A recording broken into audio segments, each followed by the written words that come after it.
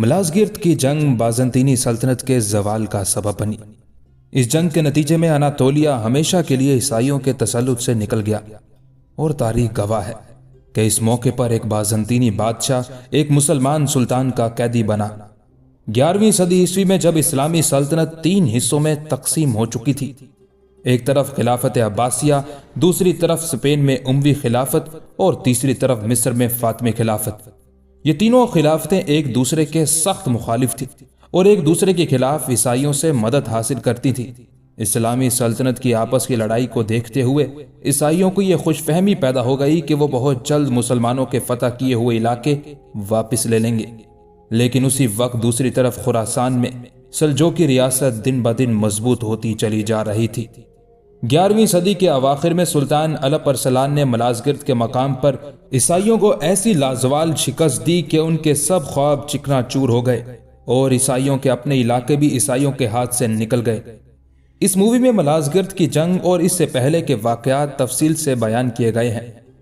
اس movie کے شروع میں ایک چھوٹا بچہ دکھایا جاتا ہے جس کے پاس ایک شخص آتا ہے اور اس کو کہتا ہے کہ میرے بیٹے، آپ کو جدوجہد کا سامنا کرنا پڑے گا، لیکن خوف نہ کرنا، تمہارا سفر لمبا ہوگا لیکن تھکنا نہیں، آپ کی زبان تیز اور کلائی مضبوط ہو۔ پھر مزید کہتا ہے کہ دشمن خاموش ہے اور اس کے ارادے بھی خاموش ہیں، تم اپنی آواز اٹھاؤ، تمہارا غصہ شدید اور آواز گرج رہی ہے۔ اس کے بعد اس بچے کو بڑا دکھایا جاتا ہے جو کہ الپ ارسلان ہے، اور جنگ کے میدان میں اپنے بھائی کوتالمیش کو اپنے خلاف کھڑا نہ ہونے کو کہہ رہا ہوتا ہے، اور اس سے مزید پوچھتے ہوئے کہتا ہے کہ اب وہ یہاں کس لیے اپنے سپاہیوں کو لے کر آیا ہے۔ کوتالمیش کہتا ہے کہ مجھے اپنا تخت واپس چاہیے، تم اپنے سپاہیوں اور کمانڈروں کو لے کر یہاں سے چلے جاؤ۔ الپ ارسلان کہتا ہے کہ میں تمہیں وہ دوں گا جس کے تم حقدار ہو۔ پھر دونوں لڑنے لگتے ہیں اور الپ ارسلان کوتالمیش کو مار دیتا ہے۔ پھر فوج کو کہتا ہے کہ میں عظیم سلجوقی سلطنت کا حکمران الپ ارسلان ہوں، جو میرے خلاف بغاوت کرے گا اس کا یہی حال ہوگا۔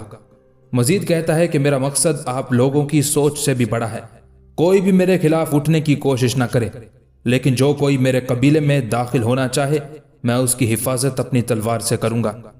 سین شفٹ ہوتا ہے اور ہمیں بازنطینی سلطنت کو دکھایا جاتا ہے جہاں شہنشاہ کا انتقال ہو چکا ہوتا ہے اور سب لوگ تعزیت کے لیے آ رہے ہوتے ہیں۔ مہارانی یودوکیا بہت اداس ہوتی ہے اور سب کی تعزیت قبول کرتی ہے۔ پادری کا بھائی اور کمانڈر جارجیس بھی تعزیت پیش کرتے ہیں۔ کمانڈر دیوجن بھی اپنے سپاہیوں کے ساتھ تعزیت کے لیے آتا ہے اور محل میں آ کر سپاہیوں کو قتل کرنا شروع کر دیتا ہے اور اس کمرے میں آ جاتا ہے جہاں مہارانی ہوتی ہے۔ کمانڈر جارجیس کہتا ہے کہ یہ رومانوس دیوجن ہے اور اسے گرفتار کر لیا جاتا ہے۔ پھر سلجوقی سلطنت کے دارالحکومت کو دکھاتے ہیں جہاں الپ ارسلان اپنے سپاہیوں سے کہہ رہا ہوتا ہے کہ الحمدللہ ہم نے ان سرزمینوں سے فتنہ ختم کر دیا ہے۔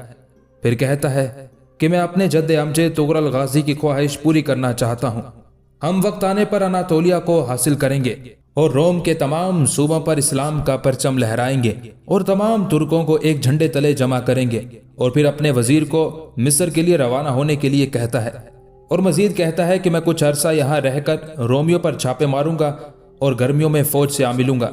پھر اپنے ایک ساتھی افشین سے اناطولیہ کے بارے میں پوچھتا ہے اور اسے ہدایات دے کر روانہ ہونے کے لیے کہتا ہے۔ پھر کچھ لوگوں کو دکھایا جاتا ہے جو سلطان کے لیے کھانا تیار کر رہے ہوتے ہیں۔ ان کا سربراہ ان کو ہدایت دیتا ہے اور کہتا ہے جلدی کھانا تیار کرو، اور پھر سلطان کے لیے دسترخوان لگواتا ہے۔ پھر ایک شخص کھانے کو چیک کرنے کے لیے آتا ہے لیکن سلطان اسے روک دیتا ہے اور کہتا ہے کہ اپرو ہمیں بہترین کھانا کھلاتا ہے اور سب کو کھانا کھانے کے لیے کہتا ہے۔ اپرو جو کہ کھانے کا سربراہ ہے سلطان کی اس حوصلہ افزائی پر خوش ہو جاتا ہے اور اپنے ساتھیوں کے سامنے شیخی بگاڑتا ہے۔ سین شفٹ ہوتا ہے اور ہمیں دکھایا جاتا ہے کہ رومانوس کو قید کر رکھا ہوتا ہے، اس کو قید میں کافی زیادہ مارا گیا ہوتا ہے، اس کی حالت بہت خراب ہوتی ہے۔ پھر اسے ملکہ کے سامنے پیش کیا جاتا ہے تاکہ اس کا فیصلہ کیا جا سکے۔ وزیر رومانوس کو کہتا ہے کہ تمہارے خلاف بغاوت کا مقدمہ دائر ہے، لیکن حتمی فیصلہ سے پہلے تمہیں صفائی کا موقع دیا جاتا ہے۔ رومانوس کہتا ہے کہ میں اپنی سلطنت کی حفاظت کے لیے اناطولیہ میں کافی عرصے سے جنگ لڑ رہا ہوں، اس لیے میری شرافت اور میری ملک سے محبت پر سوال نہیں اٹھانا چاہیے۔ میں یہاں بغاوت کرنے یا ملکہ کو ملنے نہیں آیا، بلکہ یہ بتانے آیا ہوں کہ ہماری فوج منتشر ہو چکی ہے اور ملعون ترک ہماری سلطنت کے لیے ایک بڑا خطرہ ہے۔ اگر ہم متحد نہ ہوئے اور انہیں نہ روکا تو اناطولیہ میں ہر طرف ترک آ جائیں گے۔ مزید کہتا ہے کہ ان کی بڑھتی ہوئی طاقت کو میں روک سکتا ہوں۔ کل کو آپ لوگ مجھے پھانسی دینے کے فیصلے پر افسوس کریں گے۔ ملکہ معظمہ زندہ باد، مشرقی رومن زندہ باد۔ ملکہ اس کی باتوں سے متاثر ہوتی نظر آتی ہے، لیکن باقی لوگ مطمئن نہیں ہوتے اور مشترکہ فیصلے سے اسے 45 دن قید اور پھر پھانسی کی سزا سنا دی جاتی ہے۔ ملکہ وہاں سے غصے میں اٹھ کر چلی جاتی ہے۔ کیسری علاقے میں ایک آرمینی گاؤں کو دکھایا جاتا ہے جہاں عیسائی سپاہی اپنے ہی گاؤں پر حملہ کرنے لوگوں کے مال و زر کو لوٹ رہے ہوتے ہیں اور ان کی لڑکیوں اور بچوں کو غلام بنا کر لے جاتے ہیں تاکہ ان کو آگے جا کر بیچ سکیں۔ وہاں پر ایک لڑکی ایلینی بھی ہوتی ہے، اسے بھی عیسائی سپاہی باقی لڑکیوں کے ساتھ پکڑ کر لے جاتے ہیں اور اس کے والد کو قتل کر دیتے ہیں۔ سلطان کا جاسوس یہ سب دیکھ رہا ہوتا ہے۔ سین دوبارہ سے سلطان کی طرف شفٹ ہوتا ہے جہاں سلطان جنگ پر جانے کا اپنے ساتھیوں کو بتا رہا ہوتا ہے اور کہتا ہے اگر میں شہید ہو گیا تو عظیم سلطنت کا سلطان میرا بیٹا ملک شاہ ہوگا۔ ملک شاہ اٹھ کر اپنے والد کے ہاتھ چومتا ہے۔ سلطان کا خاص سپاہی یعقوب جنگ پر جانے سے پہلے اپنے گھر والوں سے ملنے جاتا ہے۔ وہ اپنے بیٹے سے مل کر بہت خوش ہوتا ہے۔ اس کی بیوی اس کو بتاتی ہے کہ ہمارا بیٹا جنگ پر جانا چاہتا ہے، لیکن یعقوب اپنے بیٹے کو سمجھاتا ہے کہ وہ یہاں رہ کر اپنی ماں اور علاقے کا خیال رکھے اور اپنے بیٹے کو گاؤں میں ہی چھوڑ کر روانہ ہو جاتا ہے۔ دوسری طرف ملکہ کو دکھایا جاتا ہے جس کے پاس مختلف علاقوں سے کچھ خطوط آتے ہیں جن میں بازنطینی فوج کے منتشر ہونے کے بارے میں اور ان کے اپنے ہی علاقوں پر حملہ کرنے کے بارے میں بتایا جاتا ہے۔ ملکہ وزیر سے اس بارے میں دریافت کرتی ہے اور اسے کہتی ہے کہ تمہیں سب معلوم تھا، پھر بھی تم نے کچھ نہیں بتایا۔ پھر وہ تمام کمانڈرز کا اجلاس بلاتی ہے اور ان کو آگاہ کرتی ہے کہ بادشاہ کی وفات کے بعد فوج میں قیادت کی کمی ہو گئی ہے اور فوج منتشر ہو گئی ہے۔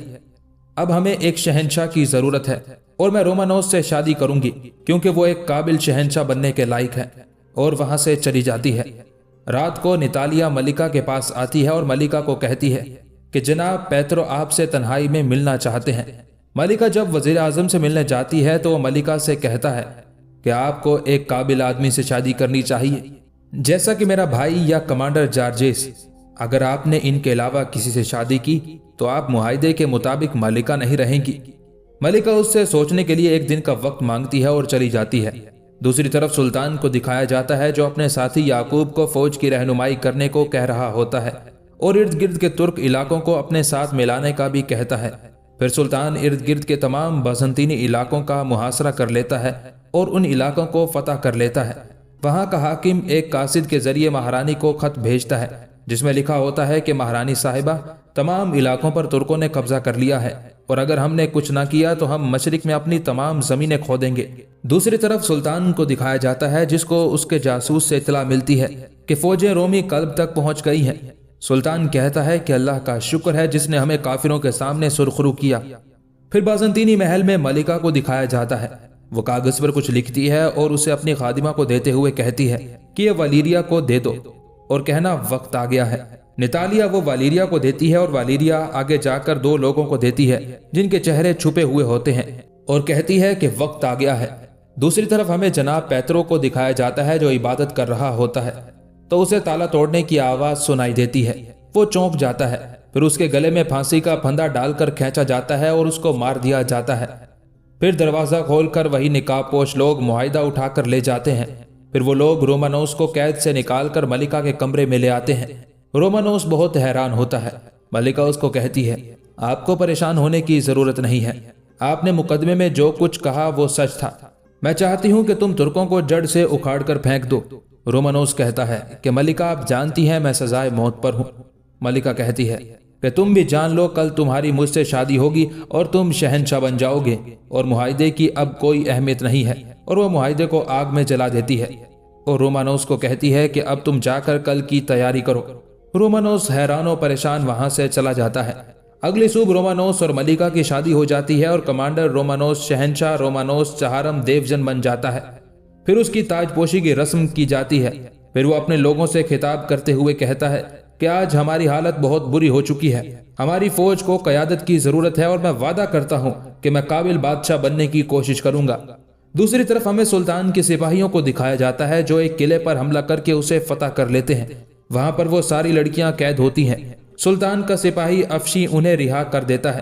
ایلینی بھی وہاں پر قید ہوتی ہے اور وہ کہتی ہے کہ میرے پاس جانے کے لیے کوئی جگہ نہیں، ان لوگوں نے میرے ماں باپ کو مار دیا ہے، اب میں بدلہ لینا چاہتی ہوں۔ افشین اس سے پوچھتا ہے کہ اسے تیگ زنی آتی ہے کیا؟ وہ کہتی ہے نہیں، لیکن میں سیکھ لوں گی۔ افشین اسے چاقو تحفے میں دیتا ہے اور اسے اپنے ہمراہ لے چلتا ہے۔ پھر شہنشاہ اور ملکہ کو دکھایا جاتا ہے، جہاں شہنشاہ ملکہ سے جنگ پر جانے کی اجازت طلب کرتا ہے اور قصر شاہی کے تمام اختیارات ملکہ کو دے دیتا ہے۔ پھر شہنشاہ کو ایک کمرے میں دکھایا جاتا ہے جہاں وہ کچھ نقشوں کو دیکھ رہا ہوتا ہے کہ اس کا ایک سپاہی اسے بتاتا ہے کہ پیچنیک ترکوں کا کمانڈر آپ سے ملنا چاہتا ہے۔ شہنشاہ اسے اندر آنے کا کہتا ہے۔ کمانڈر بادشاہ کے پاس حاضر ہو کر کہتا ہے کہ میں آپ کے شانہ بشانہ لڑنا چاہتا ہوں، اس سے آپ کی فوج مضبوط ہوگی، لیکن آپ کو ہمیں 1,00,000 سونے کے سکے دینے ہوں گے اور مال غنیمت بھی۔ شہنشاہ کہتا ہے کہ میرا سلجوقوں سے کوئی تعلق نہیں، تم ان کے علاقوں کو مال غنیمت کے طور پر لوٹ سکتے ہو۔ کمانڈر خوش ہو جاتا ہے۔ شہنشاہ اپنے ساتھیوں سے مشورہ کرتا ہے تو کمانڈر جارجیس شہنشاہ کو بتاتا ہے کہ ان کے ساتھ معاہدہ کرنا مجھے ٹھیک نہیں لگتا، جب ان لوگوں کو اپنا فائدہ نظر نہ آئے تو یہ میدان چھوڑ کر بھاگ جاتے ہیں۔ شہنشاہ کہتا ہے کہ تم اپنے خدشات کا اظہار کسی اور کے سامنے نہ کرنا، صبح فوج روانہ ہوگی لیکن تم قسطنطنیہ میں ہی رہو گے، کیونکہ میں تم سے زیادہ قابل شخص ابھی تک نہیں ڈھونڈ پایا۔ کمانڈر جارجیس وہاں سے چلا جاتا ہے۔ اگلی صبح شہنشاہ اپنی فوج کے ساتھ قسطنطنیہ سے روانہ ہوتا ہے اور کیسری کے علاقے میں کیمپ لگاتا ہے اور قلعوں پر حملہ کر کے انہیں دوبارہ حاصل کرنا شروع کر دیتا ہے۔ وہ کیسری کے علاقے میں تمام قلعے اور دیہات دوبارہ حاصل کر لیتا ہے اور خوش ہوتے ہوئے کہتا ہے کہ اب ہم فوج جمع کر کے الپرسلان سے آمنے سامنے جنگ کریں گے اور قسطنطنیہ واپس جانے کا کہتا ہے۔ دوسری طرف سلطان کو خبر ملتی ہے کہ حلب کے قلعے کے محاصرے کے دوران شدید جانی اور مالی نقصان ہوا تو اس کو شدید غصہ آتا ہے۔ سلطان کمانڈر کو کہتا ہے کہ تم فوج کی خود قیادت کرو ورنہ تمہیں تمہارے عہدے سے ہٹا دیا جائے گا۔ وہ شخص وہاں سے سلطان کو سلام کرتے ہوئے چلا جاتا ہے۔ پھر سلطان خیمے میں پانی پی رہا ہوتا ہے کہ روم سے ایلچی شہنشاہ دیوجن کا خط لے کر حاضر ہوتا ہے۔ سلطان خط لے کر پڑھنے لگتا ہے تو اتنی دیر میں وہ ایلچی خنجر سے سلطان پر حملہ کرنے لگتا ہے، لیکن سلطان اس کا سایہ خیمے کی دیوار پر دیکھ لیتا ہے اور اس کا سر تن سے جدا کر دیتا ہے اور اپنے وزیر کو کہتا ہے کہ اس کی کھوپڑی دیوجن کو بھجوا دو۔ پھر سلطان اپنے مشیروں کو خط کے بارے میں بتاتے ہوئے کہتا ہے کہ شہنشاہ چاہتا ہے کہ میں حلف پر دستخط کروں اور فتح کیے ہوئے علاقے ان کو واپس کروں، وہ بڑی جنگ کی تیاری کر رہا ہے۔ پھر کہتا ہے کہ ہم یعقوب، یابگو اور افشین کے ساتھ یونانی صوبوں میں متحد ہوں گے۔ وزیر کہتا ہے کہ سلطان 1,50,000 بازنطینی فوج ہے، ہم ان کے خلاف اتنے سپاہی کیسے جمع کریں گے؟ سلطان وزیر کو کہتا ہے کہ یہ جنگ ہمارا مقدر ہے، ہم اس سے فرار نہیں ہو سکتے، ہم ان علاقوں کو ہمیشہ کے لیے اپنا وطن بنا لیں گے۔ وزیر کہتا ہے لیکن سلطان اگر آپ کو کچھ ہو گیا تو؟ سلطان کہتا ہے فکر نہ کرو، میرا بیٹا ملک شاہ میرے بعد تخت نشین ہوگا، اور پھر وزیر کو تیاری کا حکم دیتا ہے۔ دوسری طرف شہنشاہ کو دکھایا جاتا ہے، وہ قسطنطنیہ واپس آ چکا ہوتا ہے اور سب لوگ اس کی کامیابی سے بہت خوش ہوتے ہیں۔ اس کا پرتپاک استقبال کیا جاتا ہے۔ ملکہ بھی بہت خوش ہوتی ہے اور کہتی ہے کہ آپ نے مجھے شرمندہ نہیں کیا، اس کے لیے شکریہ۔ پھر اگلی صبح شہنشاہ کے سامنے اسی ایلچی کا سر پیش کیا جاتا ہے تو شہنشاہ سر لانے والے شخص کو قتل کروا دیتا ہے۔ پھر شہنشاہ اپنے کمانڈروں کو ہدایات دیتے ہوئے دکھایا جاتا ہے۔ شہنشاہ کہتا ہے کہ میں اپنے راستے میں آنے والی ہر رکاوٹ کو کچل ڈالوں گا۔ جارجیس پوچھتا ہے کہ عیسائی بھی؟ شہنشاہ کہتا ہے کہ چاہے وہ عیسائی ہوں یا ترکی، یونانی، آرمینی، عرب اور مسلمان، میں کسی کو عظیم روم کے سامنے آنے نہیں دے سکتا۔ جارجیس کہتا ہے کہ ہماری فوج میں جو ترک ہیں وہ بے رحم ہیں، لیکن شہنشاہ کہتا ہے اس سے کوئی فرق نہیں پڑتا، وہ لوگ مال غنیمت کے بھوکے ہیں، اس جنگ کے آخر میں ہمیں فتح اور فخر حاصل ہوگا۔ پھر اس کو اپنی فوج سے خطاب کرتے ہوئے دکھایا جاتا ہے۔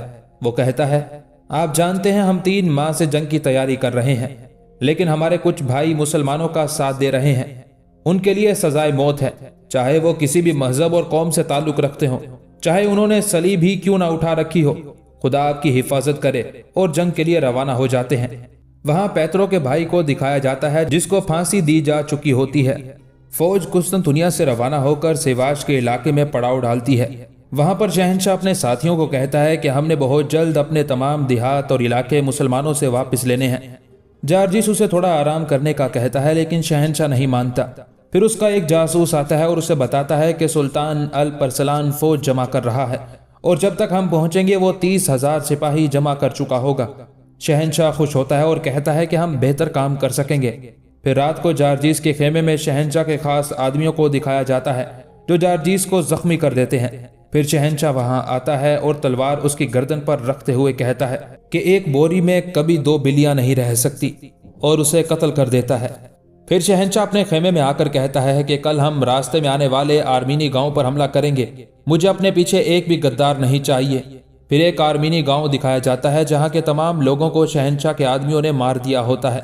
अफशी और एलिनी शहंशाह का पीछा कर रहे होते हैं और सब देख रहे होते हैं।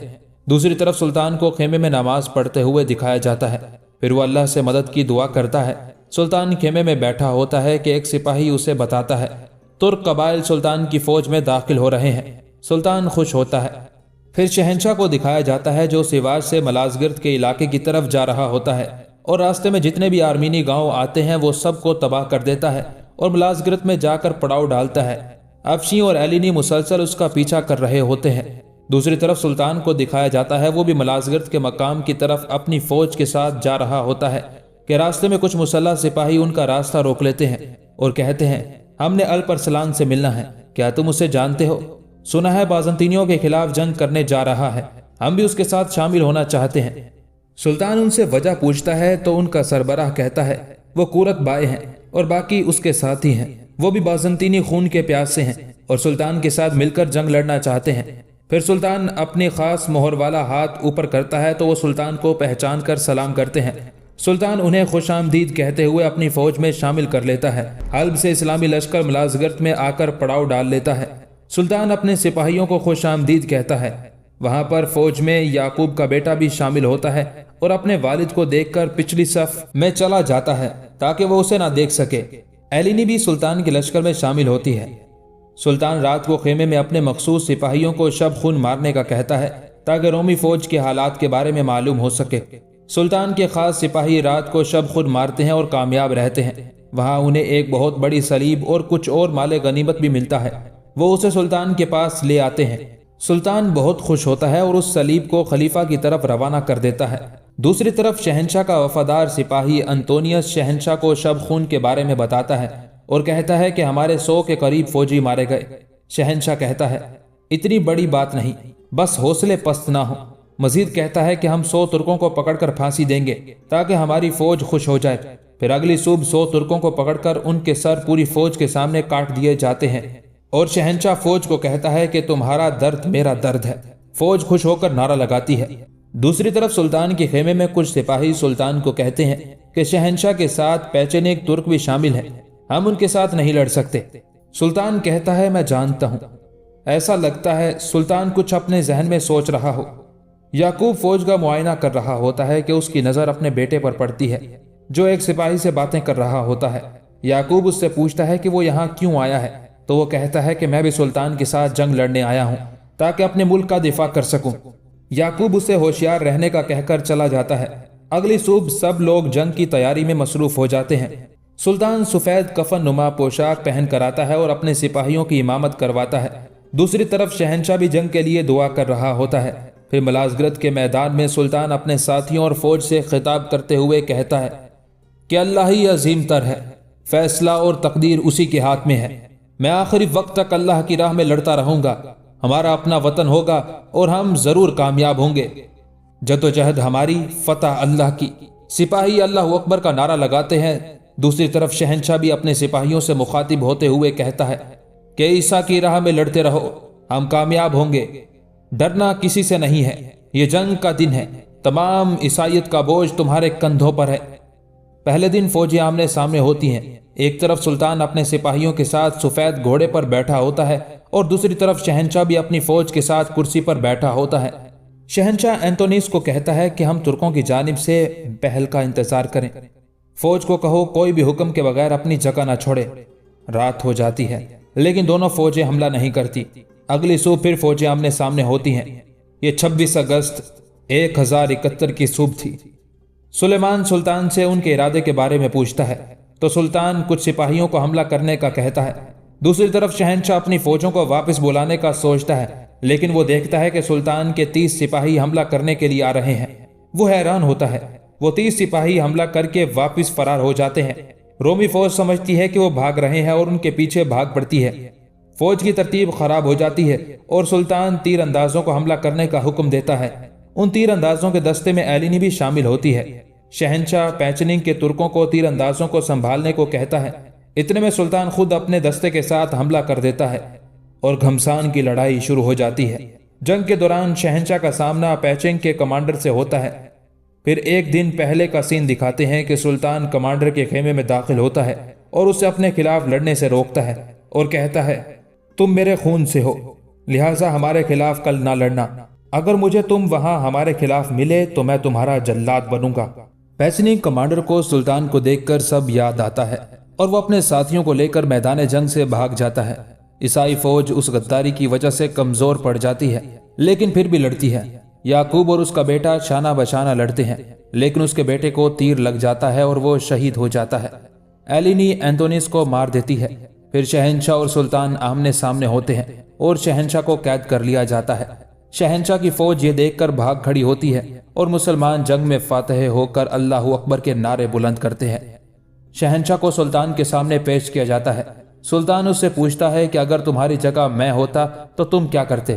شہنشاہ کہتا کہ میں تمہیں گھوڑے سے باندھ کر تمام قسطنطنیہ میں گھسیٹتا۔ سلطان یہ سب سن کر کہتا ہے، میں نے تمہیں معاف کیا اور تمہیں سارا مال غنیمت واپس کر دیا جائے گا تاکہ تمہاری ساکھ برقرار رہے۔ شہنشاہ اس سے اس رحم دلی کی وجہ پوچھتا ہے تو سلطان کہتا ہے کہ یہی تمہارے اور ہمارے ظرف کا فرق ہے، اور پھر اپنے تمام شہیدوں کے لیے مغفرت کی دعا کرتا ہے۔ ملازگرد کی فتح کے بعد سلطان الپرسلان کے لیے اناتولیا کے دروازے کھل گئے اور تاریخ میں الپرسلان اناتولیا کے فاتح کے طور پر لکھ دیے گئے۔ اس کے بعد اناتولیا عظیم ترک سلطنت کا مرکز بنا۔